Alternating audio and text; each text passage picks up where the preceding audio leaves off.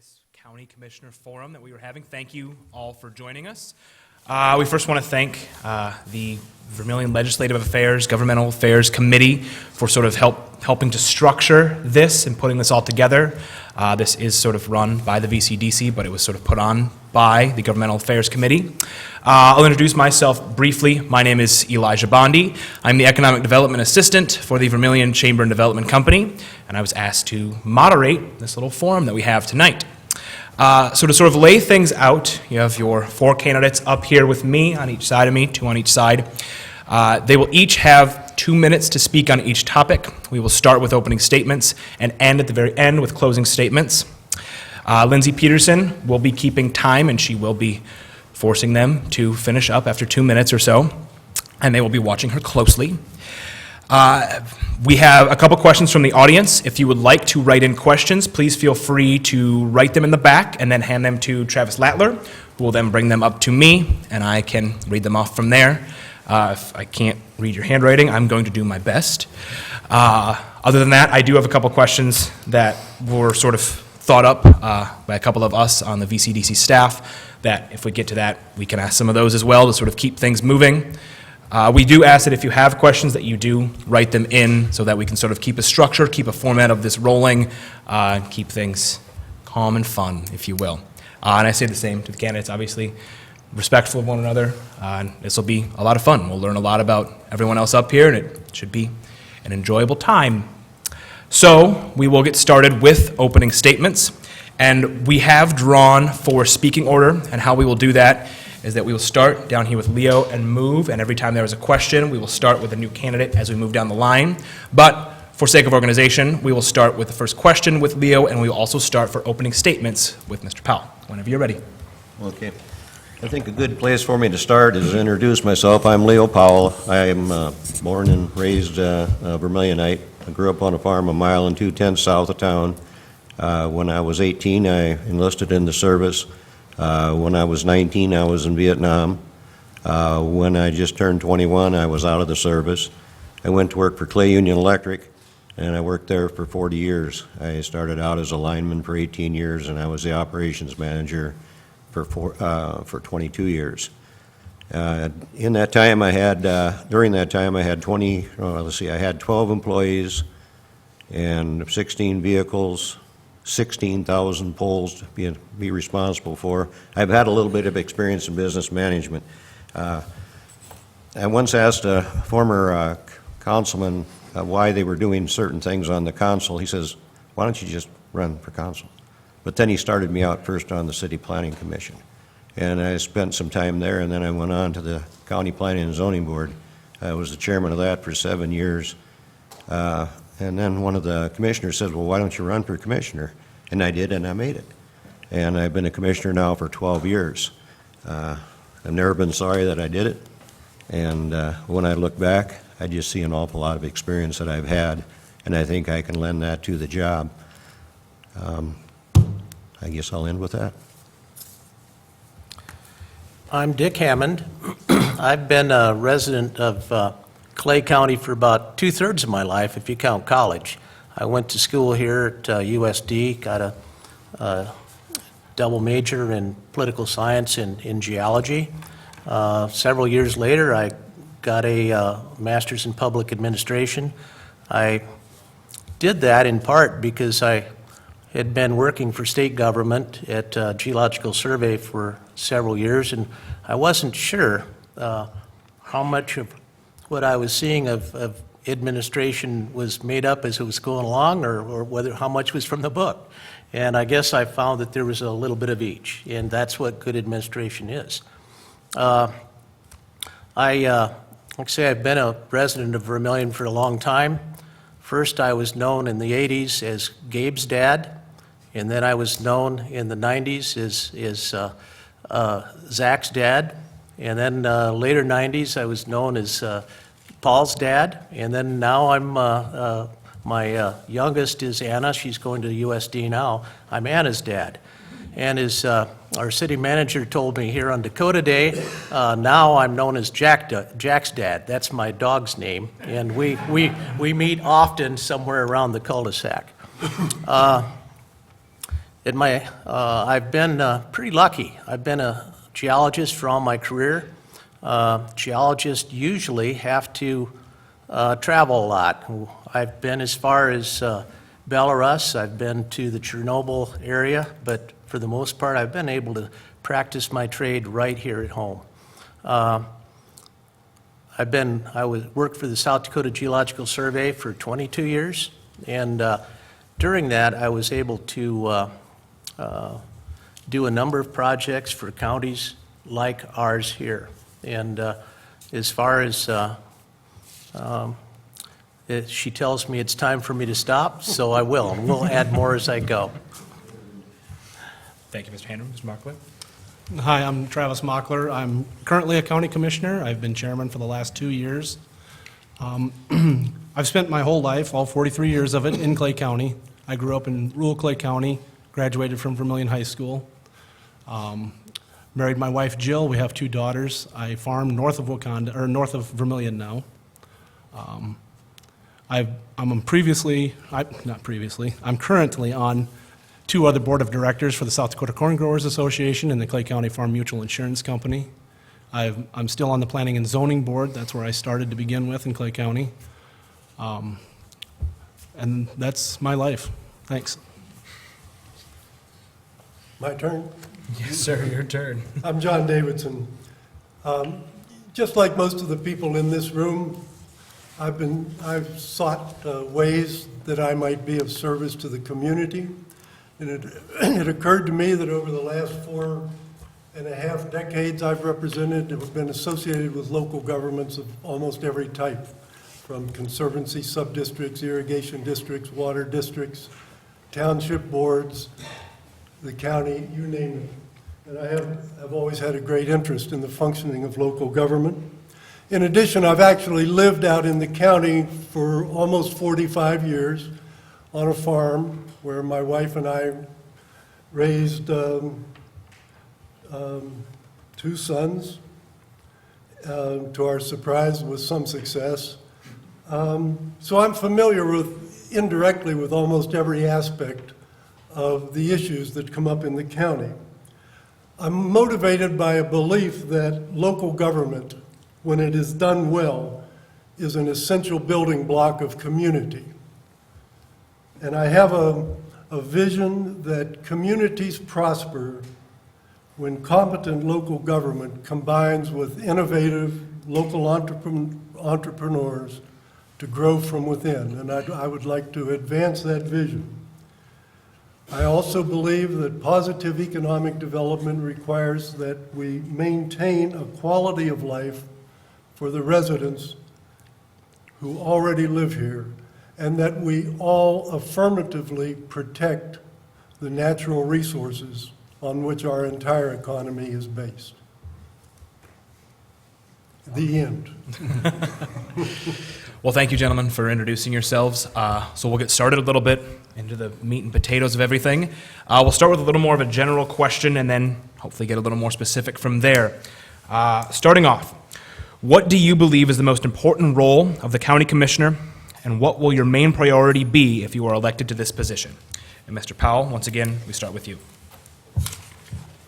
The main role would be to create a balanced budget with the help of the other elected officials in the county, plus the appointed positions that we have within the county. After we've put together a balanced budget, then it's to try to figure out in the future what we're going to do for funding for roads and bridges for the upcoming years. We just finished 2017's budget, and it came out well. We have a 26 or 27% reserve. I think that we need to plan, and that's something that we've been trying to do. We have a comprehensive plan that's outdated. We need to be looking at that. We're having a little problem getting our current or our new proposed zoning ordinance passed. We've had some public hearings. We've made some trips. We went out to a dairy farm the other day, a 4,500 head dairy farm, trying to get a feel for what it would look like that footprint in Clay County, and it turned out it seems to be a doable thing.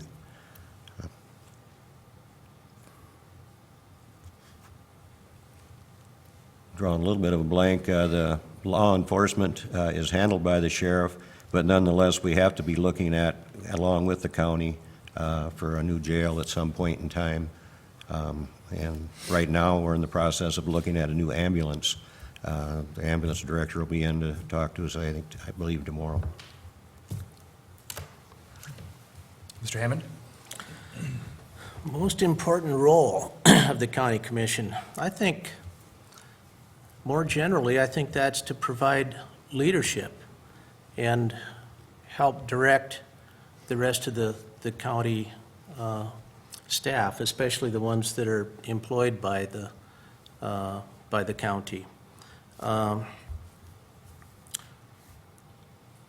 We can do that by making priorities, giving encouragement. I'm not a commissioner now, but I know that that county employees like the highway director, the sheriff, the county nurse, they all come to us to ask for direction as far as plans that they might have and how we might support them in that. Of course, the most important part of the support is to figure out what the budget would be. Budgets at every governmental level is always, there's more to be done than there's money to support. And so there's always decisions to be made there. And I think that ends up being a lot of the toughest part of being a commissioner is during that budget making process, we listen to those that are coming to us with requests, and we have to balance those and apportion those. I think that's the most important part. All right, thank you. Mr. Mockler, same question. The main role of the county commission is we have to manage the taxpayers' money. We manage department heads, not their departments for them. And we need to create the opportunities for our young working families, and then we protect our natural resources at the same time.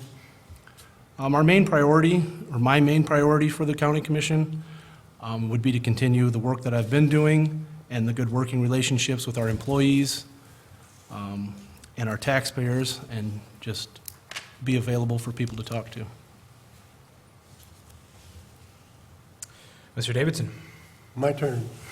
Well, the question is, what is my first priority? And I'm not sure that can be answered in that way.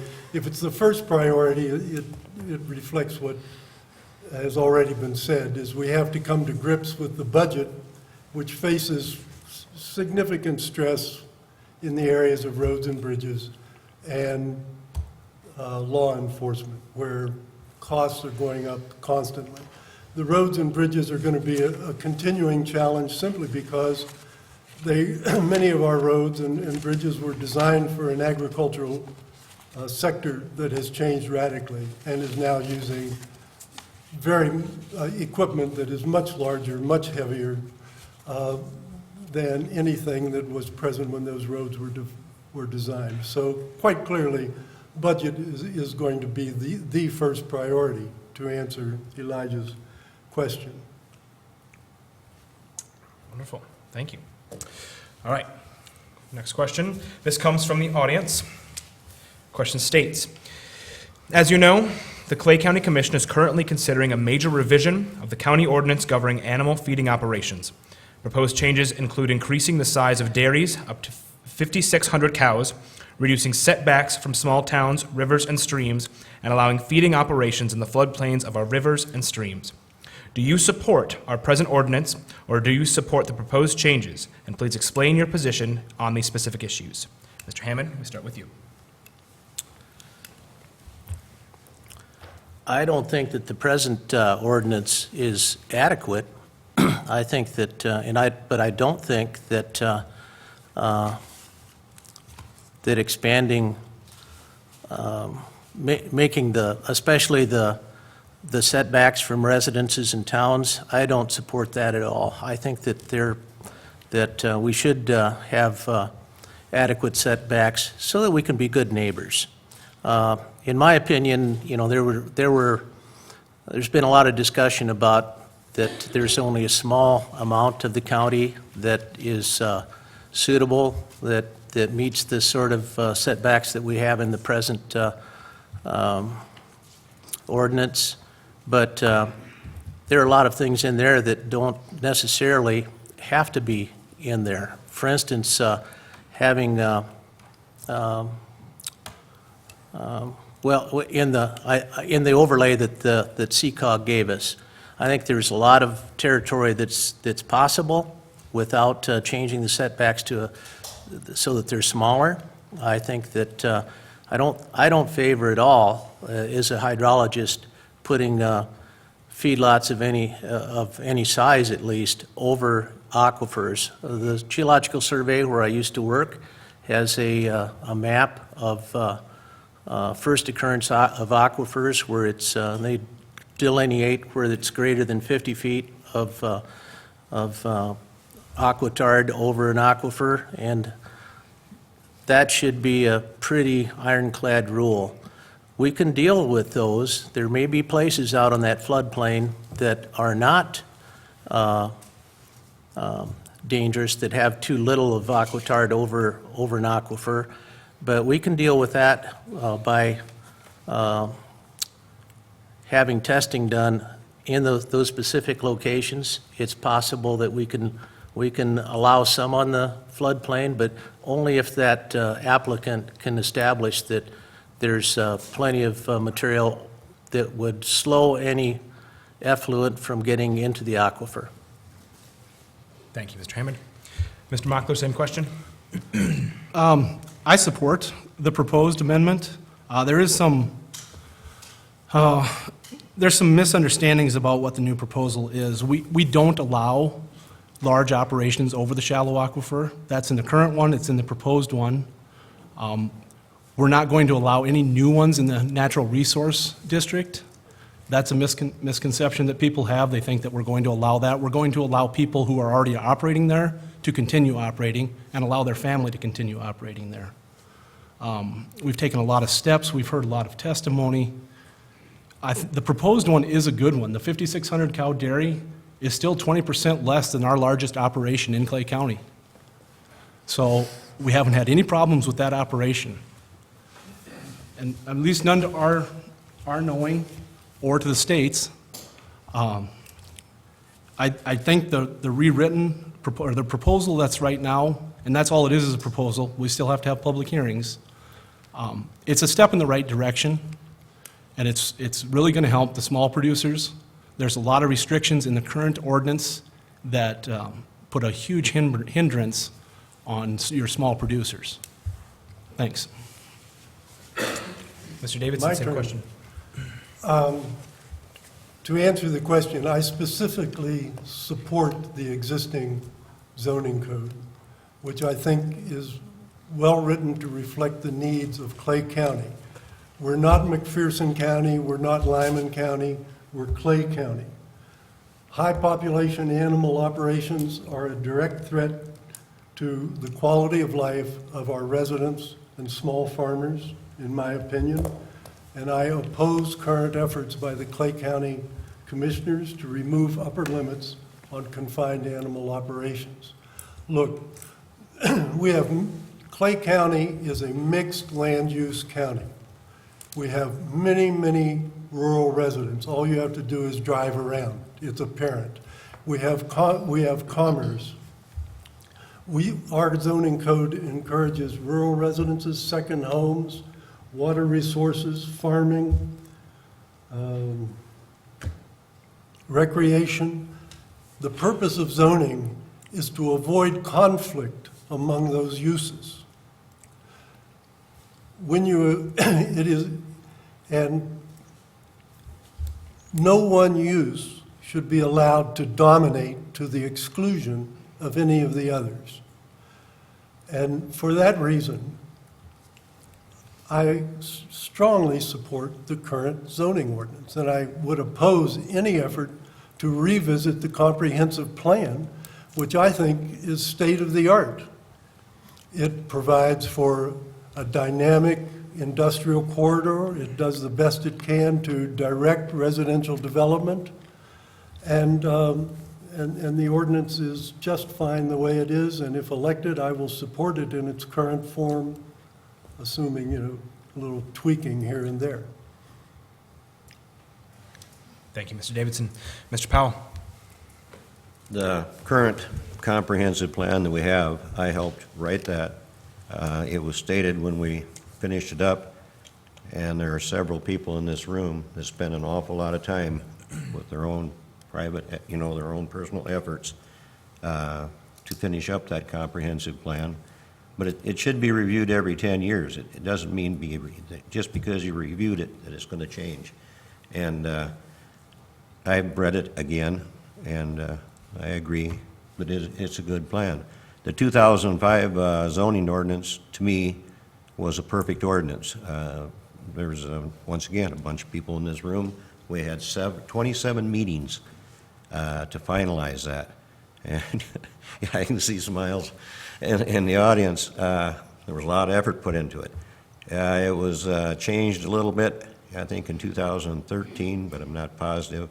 And this last change, I have to admit that Travis is, several of the things that he said, I agree. We need to make sure that we can do everything we can to accommodate big producers, but at the same time, we want to protect our smaller communities like Wakanda and Irene. And I don't feel that the setbacks for the small municipalities is large enough yet. But these are just little minor things. There's not an awful lot that we need to do yet to get that ready to go to a public hearing. We were just about there at our last commissioners meeting. Thank you, gentlemen. We'll move on to the next question. Again, coming from the audience, question states, do you favor districts for commissioners? Mr. Mockler, we start with you. That's a tough one. I always thought districts would be great, the way they used to be. Then somebody explained it to me that the population dictates where the district lines are drawn. That would still mean 4 commissioners would pretty much live in the city of Vermillion. 1 would come from the rural residential. So the way we're sitting right now, that's about the way we have it. So I don't know if there would be any call for districts or not. That's a tough one. Also, we can agree on that. Because I'm a rural resident, I think that I like the at-large voting. It at least gives us a shot to have people like me who live out in the county, not in the city of Vermillion, to be represented. Mr. Powell? Yeah. Well, I have some very strong feelings about that.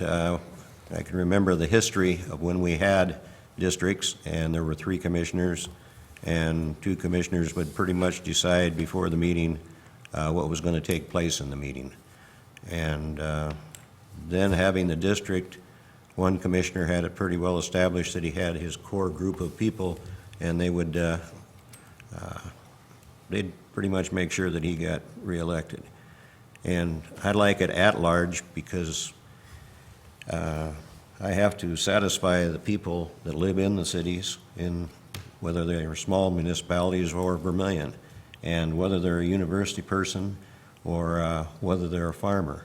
And I believe that I have to answer to every one of them being at large. And I guess that's enough. In my opinion, moves more to representing the entire county. I think that it's better perhaps for commissioners to have that broad view. With a little bit of luck, you the voters, will elect a kind of a diverse blend of talents and expertise that can go on the commission, which if we were on number of districts, it may be that could be curtailed somewhat. I think running at large, it gives us a chance to listen and to represent all of you.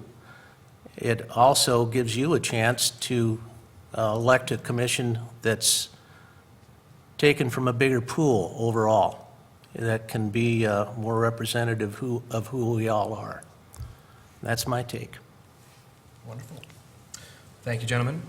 I will reiterate to the crowd that if you would like to ask a question, feel free to fill one out on a form. Give it to Travis if you need a little form, piece of paper. Ask him. He's wandering around for you. Until then, we'll carry on with the questions we have. Next up, how can the county assist in economic development in Clay County and all of southeast South Dakota? Mr. Davidson, you can start. Well, okay. In any event, we live in a time when both businesses and young people are moving at an ever greater rate away from rural towns. They're moving into cities and suburbs. So that provides the context. I believe that I'm committed to providing a quality of life that encourages growth from within. That is, we have to somehow encourage people to stay here and build businesses here and grow from within.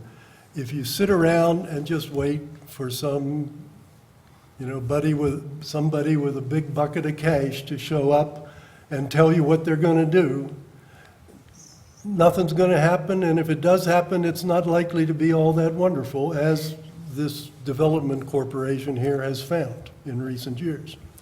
So I'm committed to growth from within. When I travel around the county, it's wonderful to see how many small businesses there are located on farms and small acreages around the county. What are we doing to support those? Has the Chamber of Commerce showed up on their door and said, what can we do? No, for the most part, you wait for them to come to town. And so let's identify the growth that can occur from within and give it energy, give it support, and let that be the platform of our economic future. Thank you, Mr. Davidson. Mr. Powell? One thing I feel very strongly helps with economic development is learning what other people are doing. And I read every paper that I can get time to read. I read the Equalizer, the Broadcaster, the Plain Talk, the P&D, Argus Leader. I'm a member of the Vermillion Basin Water Development Board. Part of my reason, well, my main reason originally was to protect our water. But after I got into it, I found out that I could do things for the city of Vermillion, the town of Wakanda, and Irene, and Centerville, different small municipalities, to get grant money for water projects and sewer projects, and those things create jobs. And although we don't have much of a base, we have something that's to work with. Helping work with the BDC, I can't help but think over the years I've seen an awful lot of wonderful things that have come out of the BDC. I like to have breakfast out at the Joneses and bounce things off of some of the people that are out there. And as Ted can testify, that can get kind of interesting and really out of bounds sometimes. But what you deal with is a bunch of people that really don't want to read. And then today I ran across a guy that I thought was pretty much a well-balanced person, and he doesn't vote. And I have a hard time believing that people don't read, they don't vote, they don't want to get involved, and we're never going to have good economic development until everybody gets involved, gets active. Thank you, Mr. Powell. Mr. Hammond? How can the commission assist in economic development for the county and all of southeast South Dakota? Well, narrowly viewed, the commission, kind of like the city of Vermillion, really, we support directly economic development by providing infrastructure when and where it's needed. But we can do more than that. We can, through working with the VDC, working with the city of Vermillion, working with the other towns, the county has at least a possibility of being a connection for each of our smaller urban groups, all the way from Meckling to Irene. And part of that is to make sure that we spend money on those connections that are very important, the roadways of Clay County, other types of infrastructure.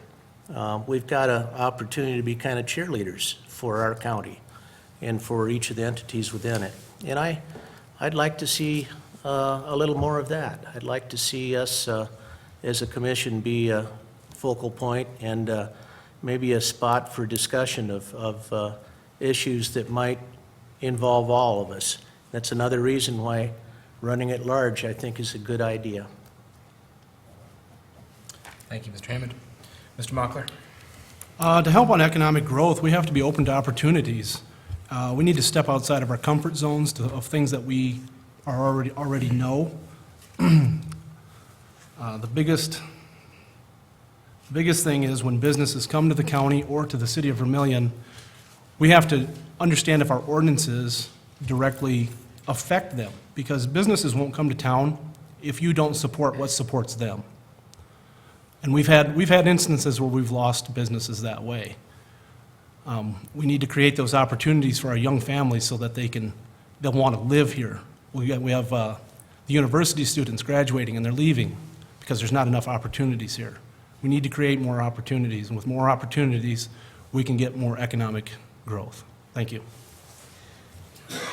Thank you, gentlemen. All right, to continue. What do you believe is the most important issue facing those of us who live in Clay County? Mr. Powell, we're back to you. I really don't know where to start with that, so I guess I'll have to stick with something that's within my world, and right now, that's getting a zoning ordinance that is well-balanced, will hopefully help do the things that Travis just mentioned. I think he's right on the money with that answer. When they see our ordinance and they find out that maybe it's not agricultural friendly or maybe it's not industrially friendly, they're not even going to come into town.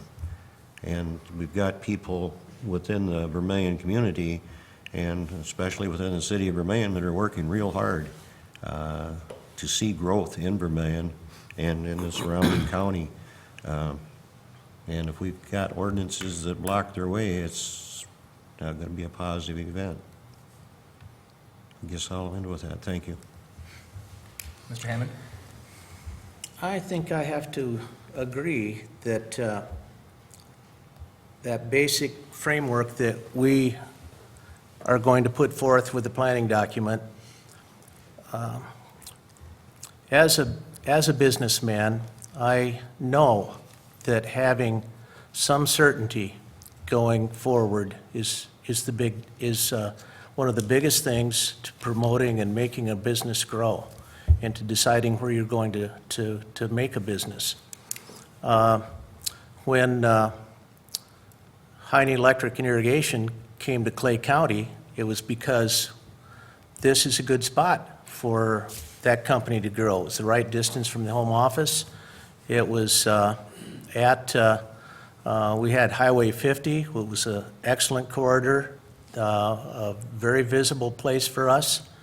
So those sorts of things make a big difference. And we have a supportive community here in Vermillion, too. That makes a huge difference on where a place is going to want to come to. The friendliness that they see when they come to town is a big, big deal. And so economic development is a big issue, the issue that we need to work most on. And our planning document can be a big part of that. Unlike John, I don't Leo, I think that our present planning document can be improved on. I don't necessarily think that it has to be a lot more liberal to allow larger or more impactful agribusiness. I think that using some sound science, we can find good places to put agribusiness outfits out in the county.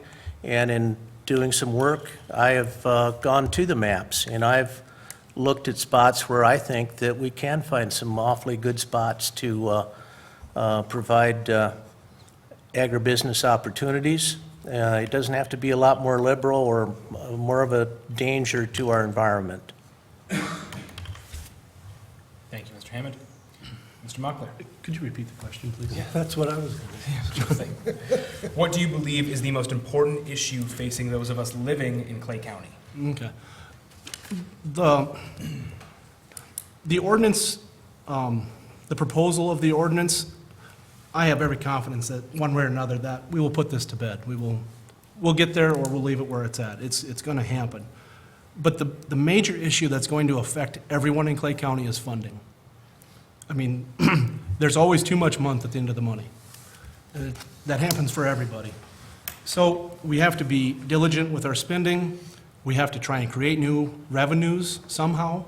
And through economic growth is going to be the easiest one, because I don't want to have to start cutting non-mandated programs that we have in the county, and I sure don't want to start raising taxes because we don't want to do anything. Thanks. Mr. Davidson. The most important issue. I don't want to restate anything I've said already, so I'll go off in a slightly different direction. The most important in the short term is simply providing competent government, and as I've said, trying to grow from within, using the many, many young entrepreneurs that are trying to get started in the county today. But I'd like to broaden the picture, because I do believe that there is, in the long term, that there are in the long term great issues from which we cannot hide. We are, after all, part of the state, part of the nation, part of the world, and we are going to be affected by resource issues just as people elsewhere in the world are. We are going to be affected by a changing climate and global warming, and we can't hide from that. That is not something that just happens to other people. And we are going to have to bring whatever actions we take, we are going to have to bring those within the context of trying to address that issue. You want a large dairy? Okay. Why don't we do what California does and says any new dairies must have their own digesters, meaning no liquid waste, and they're totally carbon neutral.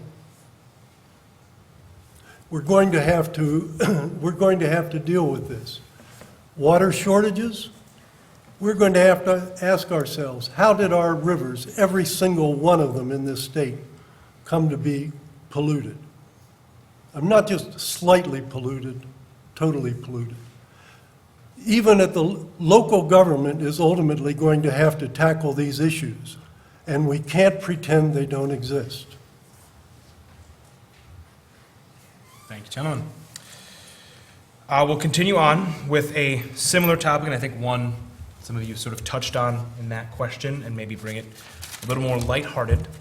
What is the greatest benefit of living in Clay County, and how do we continue to grow upon those benefits? We'll start with you, Mr. Hammond. Go Big Red.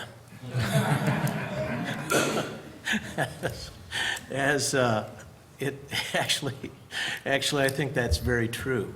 That I've often described my town as, in a way, a company town, and our company is one of the best and cleanest industries that you could bring to a town. That is the university. We bring in young people from all over the region, not just all over the state. And the best thing about this county and this town is that we host USD. And and of course, I'm pretty biased, having had gone to school here for something like seven or 8 years, so where some folks would have done that a year or two earlier, maybe. But it was not a hardship to hang around a little longer. When I was an undergraduate, I worked a year as running a dairy farm in Clay County, out by Meckling. So I got a chance to see what some of these operations that are such a hot subject are firsthand. So I had a few excuses for taking a little longer, but thank goodness I'm still here and very happy to be here.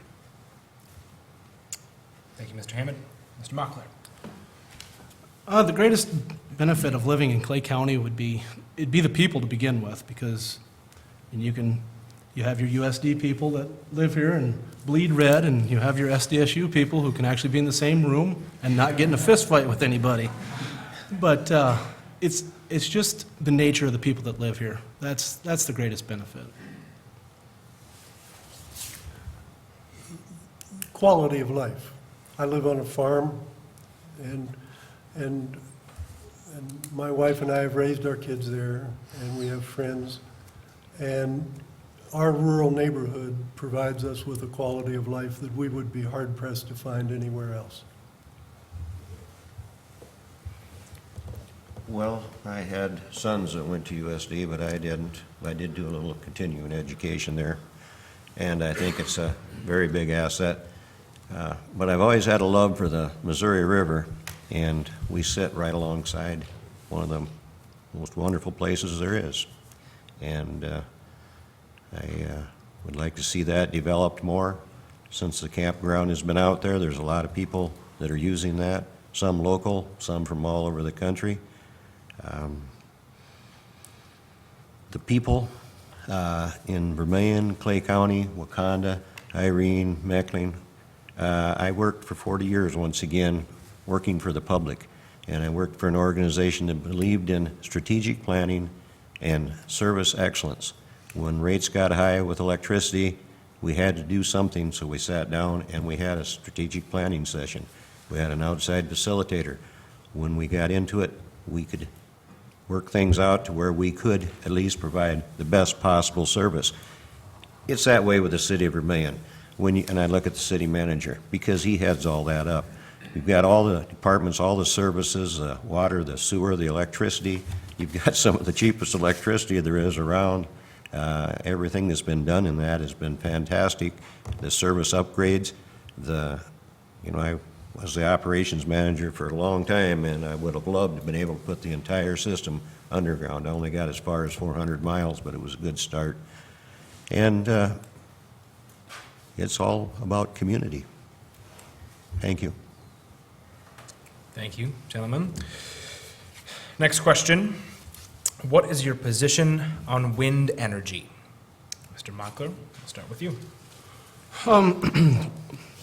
I'm in favor of wind energy. I'm in favor of all renewable fuels. With our population growing at the rate that it is, in 40 to 50 years, we're going to be at 9 billion people. We're going to need every source of food, fuel, and fiber. I hate to take a dim view of anything without studying it and making sure that it's right, but I'm in favor of renewable fuels. Thank you, Mr. Mockler. Mr. Davidson? I personally will support wind energy proposals in the county. I also encourage local government to build some. I should say that the current zoning ordinance has pretty much thought through and anticipated wind energy. So I think that a wind energy developer who looks at Clay County will find that we have a very clear set of supportive rules. At least I'm quite certain of that. So the county commission has actually anticipated wind energy and is ready to support it. Of course, there will always be problems, noise if it's too close to a house, that sort of thing. But I think the rules are clear enough that we can work through those. Thank you. Mr. Powell? Well, all renewables need our support. We need to explore every avenue, like Travis said. Conservation is another key thing. When I was just getting out of the electrical industry 4.5 years ago, LEDs were coming in strong for lighting. I just purchased a 4-foot LED light the other day that 4,500 lumens, and I think it was 25 watts. And when you plug in an LED light and you see the light you get out of that, and for the little bit of usage, I guess conservation goes right along with it, but yeah, we do need wind energy. I'm more excited about solar because of the controversy of people not wanting the windmills in their backyard, but I guess that's good. Thank you. Mr. Hammond? I think I'm with Travis and John, that I think, and with Leo, that a broad range of renewable energy is a great idea. I'm building a little spot out, a little building out on the edge of town out by Mesaba, and one of my biggest issues right now is to develop some solar. I'd like to at least have some solar to support my energy needs out there. On wind specifically, I'm a little troubled this morning again to see an article in the Argus Leader about the opposition to wind energy, the Dakota Winds farm that's projected for up in Lincoln County. I've got a couple friends that are farmers in Lincoln County that are some of the driving forces. Their idea was to bring wind energy to Lincoln County, and they were sort of surprised to see that there was the sort of opposition that there is to it. In part, it's the same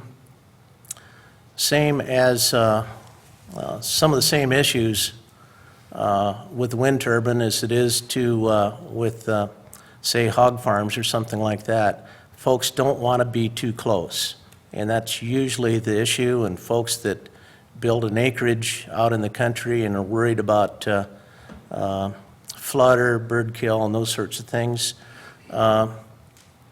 Yes, there's some separation issues, but as long as we can figure those out, I think the more wind we can come up with, the better. And we've got some grand spots in Clay County to do that. It really works well with traditional agriculture. My friends in Lincoln County say that each of those turbines will take up about an acre, easily farmed around, and it will nearly double their income off from that piece of land. That's a big shot in the arm to a very troubled industry right now.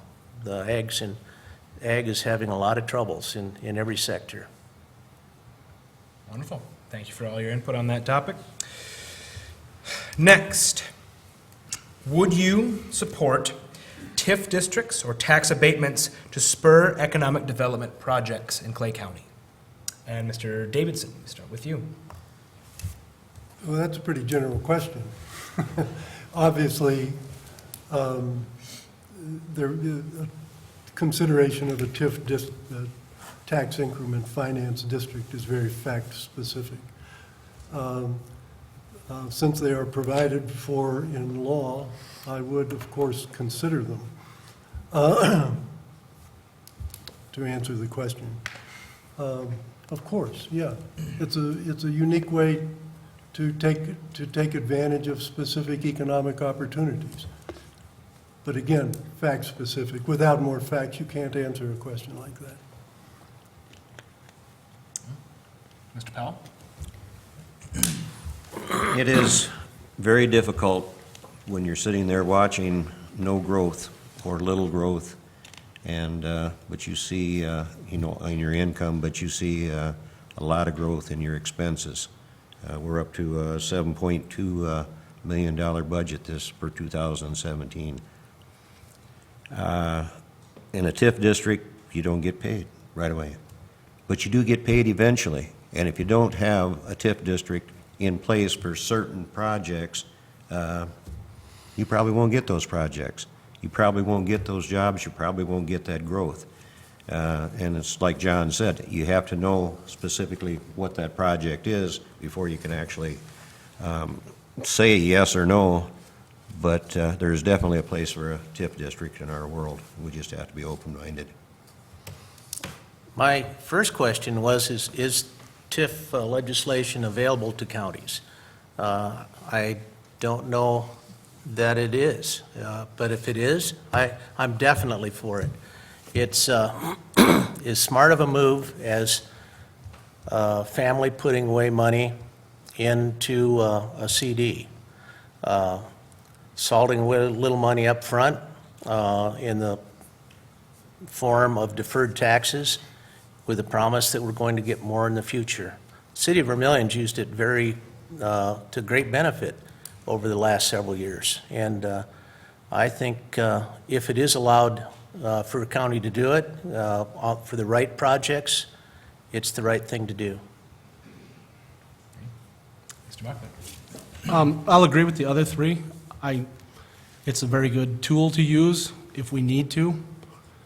To not just dwell on it further, I would more than be in favor of looking at and considering a TIF district. Thanks. Thank you. All right, continuing on, getting a little, maybe to learn a little bit more about you gentlemen. Other than this position, what else do you do to serve your community? And Mr. Powell, we're back to you. Can I use present or just past or? Whatever you prefer. Okay, started out with the service. And believe me, that was quite a service. And I've been a member of the Clay Post 3061 here in Vermillion, VFW, for a lot of years. I've been a member of the Honor Guard for a lot of years. I've been the commander for more years than Andy and I want to remember. And that's another thing. I'm a life member of Disabled American Veterans. I'm a member of the American Legion in Wakanda, past state president of the Special Olympics for the VFW, longtime member of the Legion in Wakanda, as I said earlier. I'm a new member of Rotary. Ted lined me up with that, and I just didn't know, and I'm learning a lot, and I'm enjoying it. I'm a past member of the Odd Fellows, a member of the Vermillion Basin Water Development Board.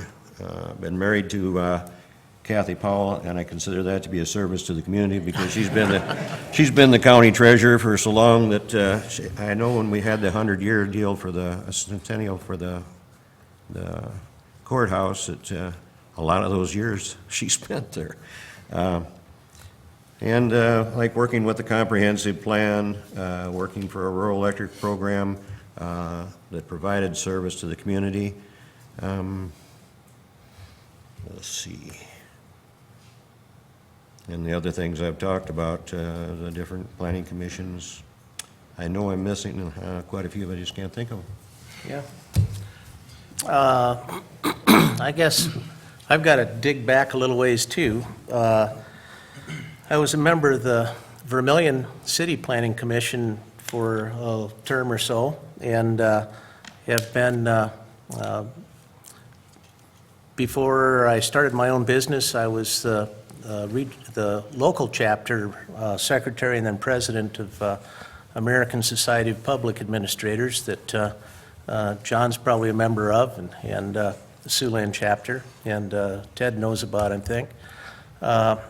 I've been pretty active in my church. I've been the treasurer of United Ministry at USD. I've been was the youth leader of our church youth group for something like, I think, 10 or 11 years. I've been pretty active as a geologist to do pro bono work for various groups, including just in this last year, I've done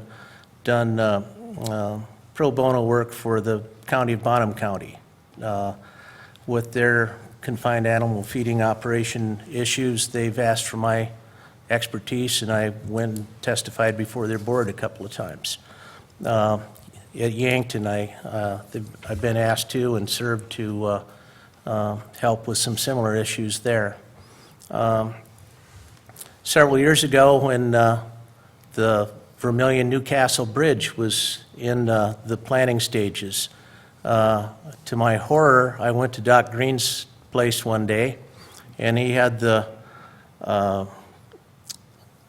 configuration, how we were going to run the highway to the new bridge. And I asked Doc, he goes, is this the spot where it's supposed to be? Because I think that bridge is going to have to be about 2 miles long, because the map that you platted it by, that was drafted in 1964, is about a half mile. The river's moved about a half mile, and most of that bridge is going to be over the river. It's going to be a lot longer than you thought it'd be. So I spent a fair amount of time helping draft new maps for them, go down and surveying the present path of the river. And so I can take some small amount of credit for saving the bridge, I guess is the way to put it. Thank you, Mr. Hammond. Yeah.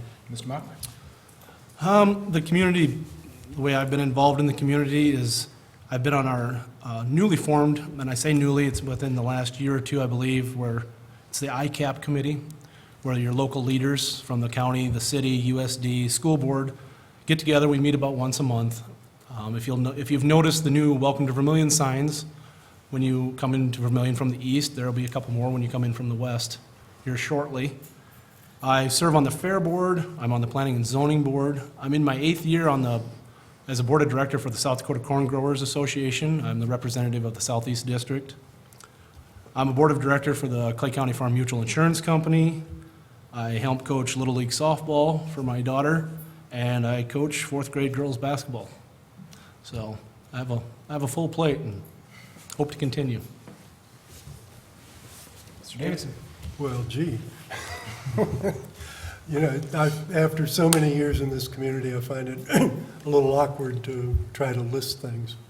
But as most of you know, I'm categorized as a land and water conservationist, and my most pressing present activity is as the leader of a group called Northern Prairies Land Trust, which operates in Nebraska and South Dakota and works with private landowners to protect land and water resources in perpetuity. For example, we hold a conservation easement on the 600 acres just on your left as you approach the Newcastle Bridge. So that land has been protected from development and will always be an asset to the community. Of course, when I think of my role as an environmental lawyer, I think perhaps the greatest thing I ever did for Clay County and Vermillion was to serve as local counsel in opposition to a certain tar sands oil refinery that was proposed for Union County, which would have been an absolute economic catastrophe from which this community would never have recovered. And so I'm very proud that I worked with other people, some of whom are in this room, to assist the termination of that project. And I will always be proud that I stepped up. So that's the sort of thing I do.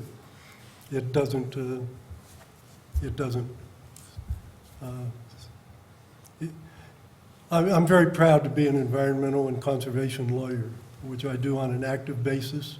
I just recently drafted proposed legislation for the governor's buffer strip proposal. For example, that was on a volunteer basis. I did it, and when I was finished, I was happy to hand it off. I worked with Nate on the Goat Island project. Nate did most of the work. The governor took all the credit, but it was a big effort. It's what governors do. Well, thank you again, gentlemen. Before I give this question, I'll reiterate, these are mostly coming from the audience. So the next question then is, what is the meaning of life? What is the meaning of life? It's on the paper. Mr. Hammond, you get to start. I'm first. Why? Well, I'll take this quite personally. The meaning of my life starts out with my family. My dear, sweet Sarah, sitting in the third row back here, and having a good family, a good community, a very comfortable life that we should all be very, very grateful for. And the other half is that we really should take that very seriously and then try to give back in any way we can, whether it be joining one of the service clubs, like Leo's been he's in Rotary, I'm in Lions.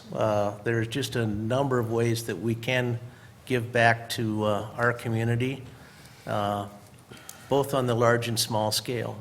And that's the meaning of life for me, is being part of this human experience. Wonderful. Well, Mr. Mockler, what's the meaning of life? To me, it's to offer more to my family and to my daughters, and having good friends. And it follows along the line of a motto that I live by: if you're the smartest person in the room, you're in the wrong room. Of course, I'm not going to really answer that question.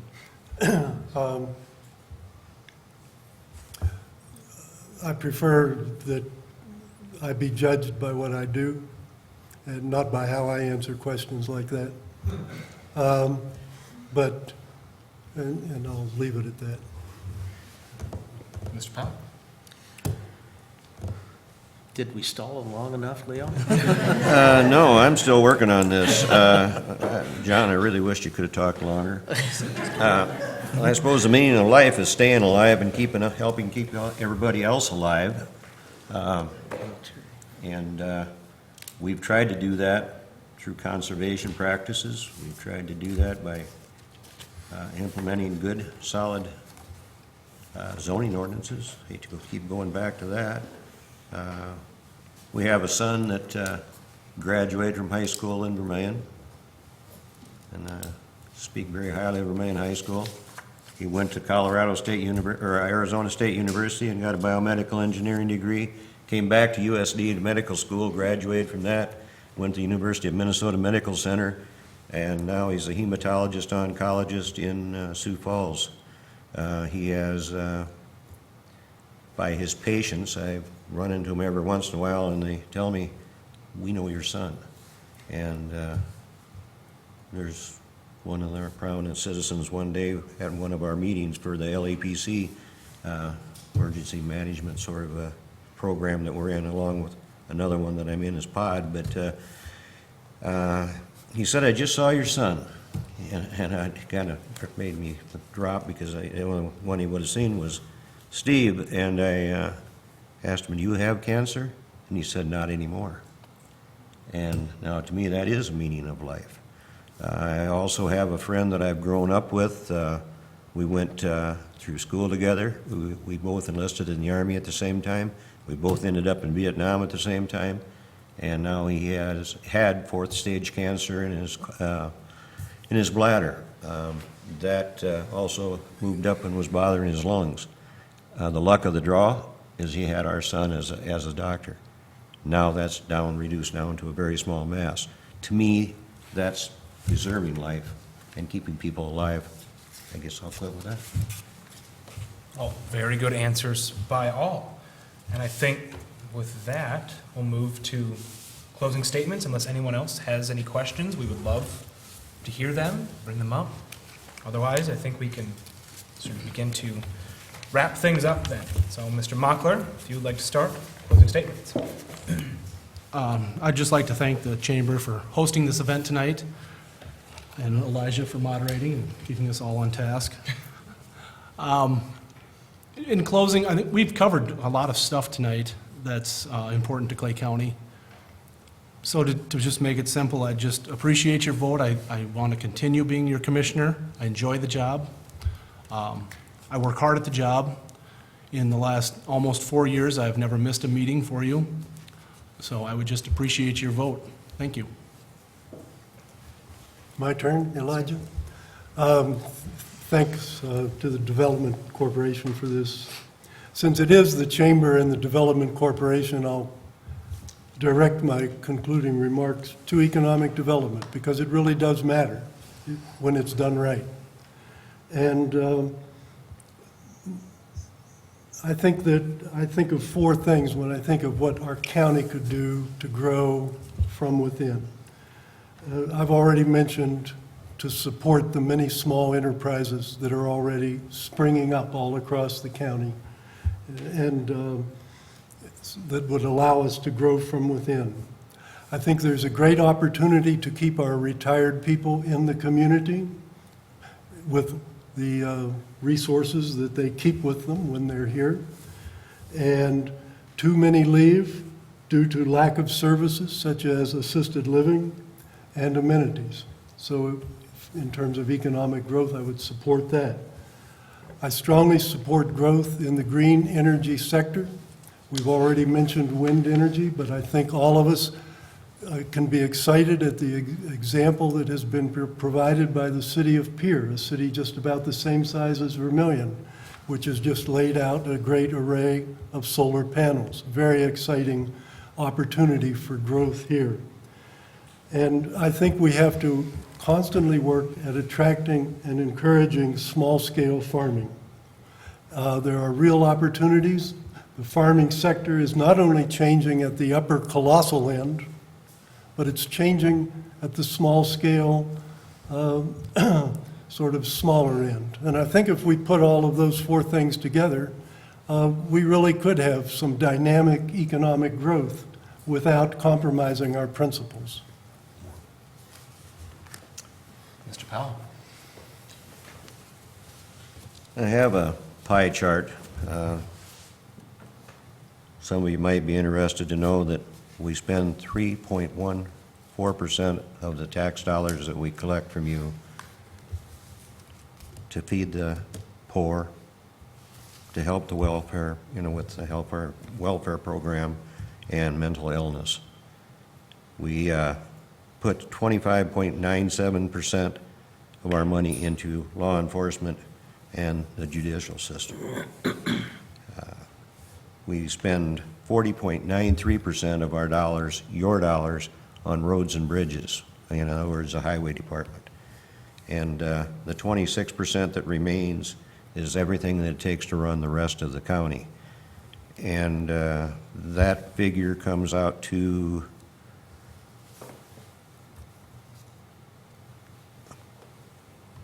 a little over $1.3 million. It's a $7.2 million budget overall. And out of all of that, there's little things like the Austin Whitmore House. To me, that isn't such a little thing. There's senior meals. We give $5,572 to that. The total projects that we could maybe ever cut out of a budget that aren't necessary come out to $158,000, and that's out of a $7.2 million budget. We're pretty conservative with your dollars, and my intention is to keep doing that. I spent time as the chairman and as the vice chairman, and it was fun, and now Travis is having a good time doing it, and that's fine too. And with that, I have 10 seconds, so I'm over. Thank you. Well, I want to thank each of our other candidates, too, for coming and completing the answers that I didn't get to somehow. I want to thank the Chamber for their putting this on. I am a member of the Chamber, and I guess I didn't put that plug in when I should have back back when we're listing the things that we do for the community. And it's an honor to be part of it. It's a good group. It's a good booster for our town and our community, in our county, actually. So thank you. Thanks for having us here and putting this together. I want to say, I guess I'm not really a special interest kind of guy. When issues comes up, I look at it from my point of view.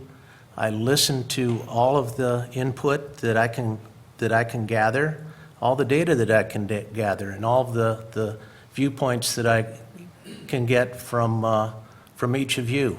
So I'd like to be your commissioner, and I would like to use that open mind. I love to every day when I go to work, I get to solve puzzles of various types. And I'd love to, as I kind of totter off into retirement over the next couple of years, this would look to me like a great spot and a great opportunity to solve puzzles that are coming up before our county every day, especially this rezoning issues. I think that's a great spot where we can take what we have now, we can take ideas that are coming along, and have an opportunity to make a much better planning document as we go that'll look forward into the future. So thank you for the opportunity to do this, and I hope I can count on your vote to support me in the coming election. Thank you. Well, again, I thank the four of you for joining us today. I thank all of you for gathering and participating with your lovely questions and your input and engaging with all of us. I will remind once again, November 8th is the day, so prepare yourselves. Get out and vote on that day. Other than that, thank you again for coming, and get home safe.